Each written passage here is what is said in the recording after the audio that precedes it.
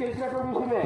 ఈ యొక్క భూమి మీదకి వచ్చిన తర్వాత చట్టం మలినమైనట్లుగా మార్చిపోయినట్లుగా మన యొక్క జీవితాలు కూడా పాపం అనేటువంటి ఆ యొక్క పాపం వేసుకున్నటువంటి మరి ఆ పాయింట్లోకి వేసుకోలేము, తిరిగి మన బట్ట కట్టలేము.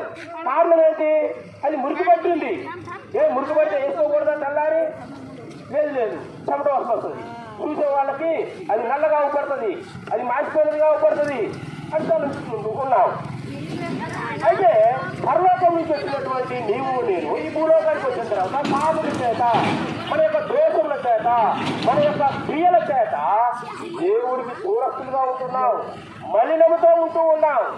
అయితే ఈ యొక్క పాప మలినాన్ని తీసివేయడానికి, ఈ యొక్క పాప దోషాలన్నీ కడిగివేయడానికి, ఈ పాపాన్నంతా మరి కడిగివేయడానికి క్రీస్తు ప్రభు వారు ఈ లోకానికి వచ్చిన వాడుగా ఉంటూ ఉన్నారు.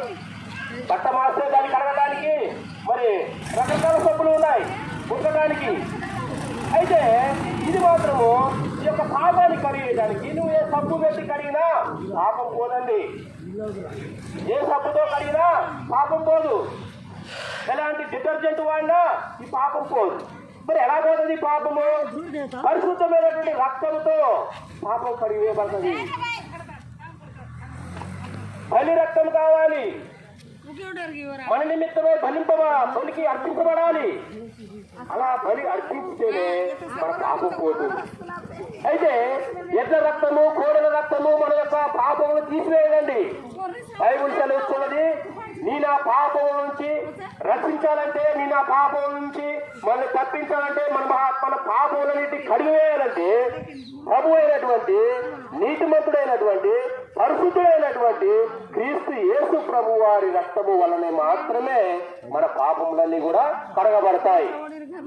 అప్పుడు కడగబడినటువంటి ఈ యొక్క ఆత్మలు ఒకనొక దినమున ఈ భూమి విడిచినప్పుడు, అప్పుడు ఎక్కడి నుండి అయితే వచ్చి ఉన్నామో తిరిగి మళ్ళీ అదే ప్రదేశానికి అనగా పరలోక రాజ్యానికి చేరేవారుగా